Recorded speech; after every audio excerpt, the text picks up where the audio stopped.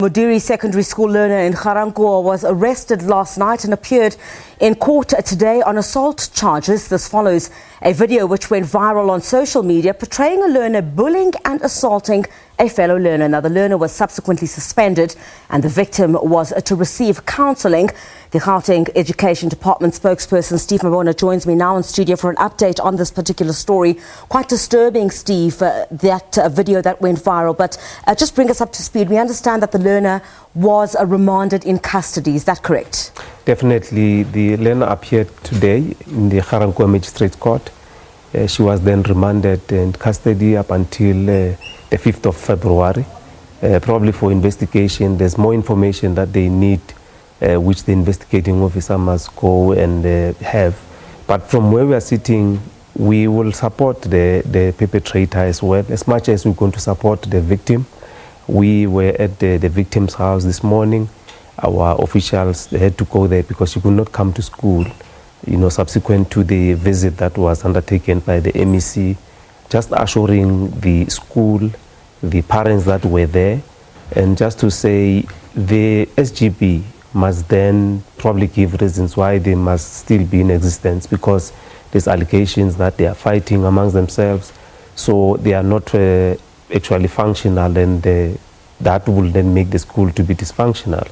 So they need to give those reasons. And yes, the learner is suspended, and we'll take it from there. Steve, when you say support the perpetrator, explain to me how, because the video itself is seen, to be quite disturbing. This is not the first of its kind that we've seen taking place in our schools. Bullying, you've admitted as a department, is a huge problem. Support the perpetrator how? Let me try and get that understanding first. Well, the fact remains that she's our child. She's a learner.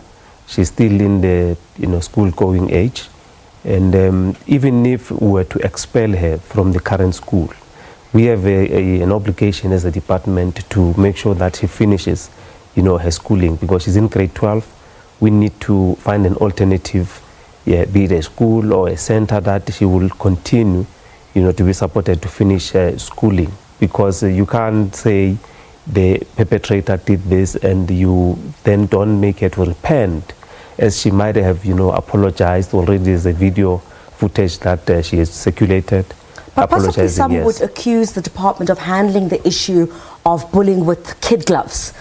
We've seen many of these incidents take place in schools, Steve, and obviously you need to strike a balance between the rights of the child, ensuring the well-being of the child, but also the victim in this instance, where you have a situation where in some of the schools, not just in the Gauteng province, where you have instances like this where perhaps maybe due to, I would say, societal issues, which then translate into some issues that boil over into the classroom as well as the school ground.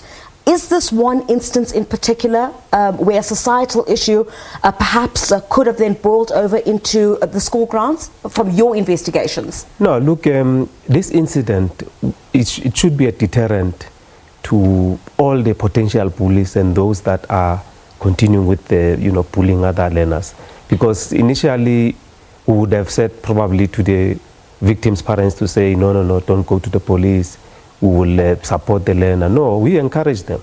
They said we were going to report. We said, actually, we can go with you, and make sure that this case is open so that all other police or potential police can see what's going to happen to them. That's why we've identified about 5,000 potential police and those that they are accused of bullying, though there are no cases about that they've been opened up against them.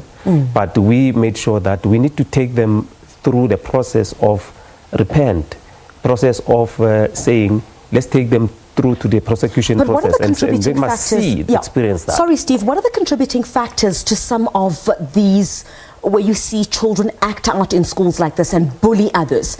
What are some of the contributing factors from what you've picked up? You're talking about 5,000, which is quite a huge number, according to my understanding.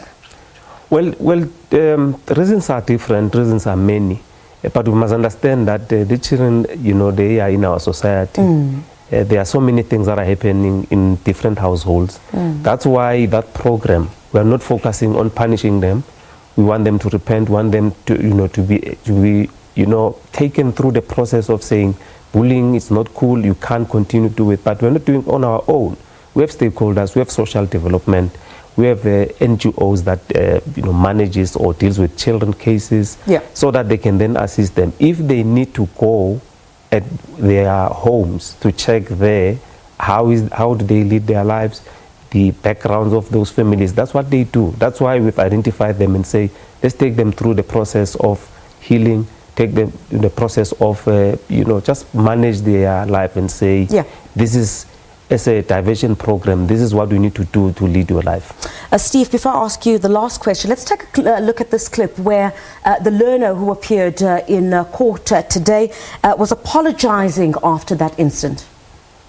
Tse le bitso la sekolo le bitso la hae mo lotseng so bana ba sekolo le bona ke rata ikopela mai tshwarelo mo bona es le bona ba le included because ke bana ba sekolo sa modern secondary school ke kopela intshwarele ka ntweng le hore ira hetse ke kopela mai tshwarelo ntate Panyasa le Sophie ke respect every decision e leng hore o itsere hore ke buiwe go sekolong hape le hore ke bulediwe case ya assault and then ke kopela mai tshwarelo thata ka bira ntheo nna ntwe ne ke kopela hore o intshwarele for yona ke yona ntho ya hore ke tsentse sekolo mo Right, the learner apologizing there, apologizing to the MEC, apologizing to the school, apologizing to the victim as well. And I mean, Steve, going forward, what more is the department going to do to try and mitigate instances like this? Well, on top of the program that we are undertaking, on all those that we've identified, but we'll still be, at school, have the programs that are going to be shared with the learners in the classroom situation, even if we have identified, but just to put an emphasis on what are the elements. If you were to be bullied, what is it that you need to look out for? If you are a potential bully, this is how we're going to identify you, and these are the things that are going to happen, so that we make sure that we deter, in the strongest possible terms, the process of bullying, because there's potential deaths, there's potential, injuries, and lives will be ruined if we are not acting enough. But this is a program that we take very serious. That's why MEC had to stop everything. As you might recall, we were supposed to visit a family in Orlando of the bereaved teacher. We did 2 families only. The third one we could not do. We had to rush to Garankuwa and address the parents, then make sure that he is in the position to assure the victim's parents, and the victim, got a hug from the MEC to say, don't be, deterred, come back to school, we'll support you, we'll make sure that we continue, and assure them that the perpetrator indeed must be suspended, and potentially she might not even go back to school there. All right, it's certainly a case we'll keep monitoring. Thank you very much indeed for your time. The Gauteng Education spokesperson, Steve Mabona.